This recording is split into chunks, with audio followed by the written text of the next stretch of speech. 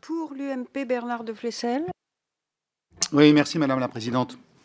Bon, au lendemain du rapport du GIEC, qui est le 5e, et qui fait la synthèse finalement de ce qui avait été émis en début d'année, chacun a bien compris les objectifs. Vous les avez rappelés, 2 degrés, faire en sorte qu'on puisse diminuer les émissions de moitié, avec quelques spots, quelques chiffres clés qui sont intéressants, puisque le rapport rappelle qu'à 95%, nous avons la certitude que c'est l'activité humaine, bien sûr, qui crée ces désagréments, qu'on a une possibilité d'augmentation de la température de 4,5 à 4,8 degrés à la fin du siècle, qu'on a une montée des océans, qu'on a des bouleversements qui vont toucher à la sécurité alimentaire, à la santé, au dérèglement climatique, au déplacement de population. Bref, je crois que tout est sur la table. En clair, sans être trivial, les scientifiques ont fait le job. C'est maintenant aux politiques de le faire et donc aux États. Moi, je crois qu'il y a 2 sujets clés dans cette affaire. La première, c'est la nature de l'objet juridique. Qu'est-ce que nous allons négocier en 2015 à Paris? Quelle est la nature de l'objet? Traité, protocole?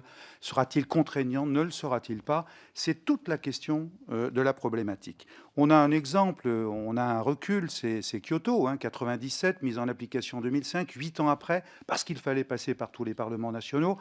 Ça nous paraît évidemment très compliqué de refaire la même chose. Donc, c'est vraiment le nœud gordien de cette affaire. Quel type d'objet juridique nous allons pouvoir mettre sur la table, sachant que quelques grands pays comme les États-Unis et la Chine en particulier, ou l'Inde, ne veulent pas, bien sûr, s'embarquer dans une affaire comme celle-là. Je rappelle que la deuxième chose, c'est le contrôle. Alors, il ne faut peut-être pas se focaliser sur la nécessité de la contrainte, mais c'est le contrôle, c'est le MRV en jargon onusien. Donc là encore, quelles sont vos indications? Comment vous sentez les choses, sachant en particulier que la Chine et les États-Unis, encore une fois, n'ont pas envie qu'on mette le nez dans leurs feuilles de route? Les feuilles de route, elles sont intéressantes. Quand nous naviguons dans tous les pays qui sont mobilisés sur cette affaire, je pense à Jérôme Lambert, avec qui on écrit notre 6e rapport et qu'on va remettre le 25 novembre sur les négociations internationales.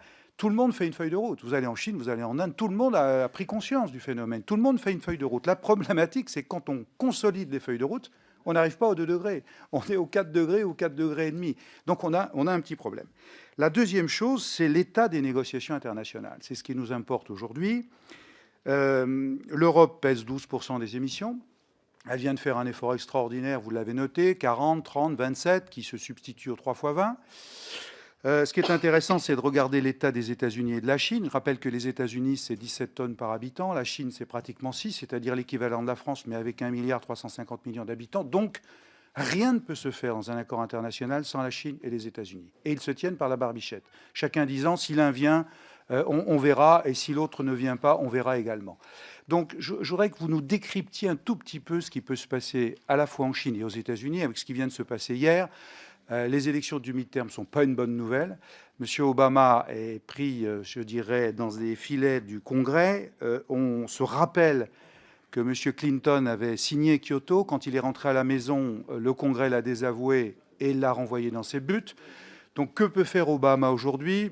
Il essaye de dépasser les clivages du Congrès en faisant du réglementaire. Il vient de l'essayer de le faire en demandant la réduction de 30% des émissions de ces centrales, mais la négociation repart État par État, donc c'est compliqué.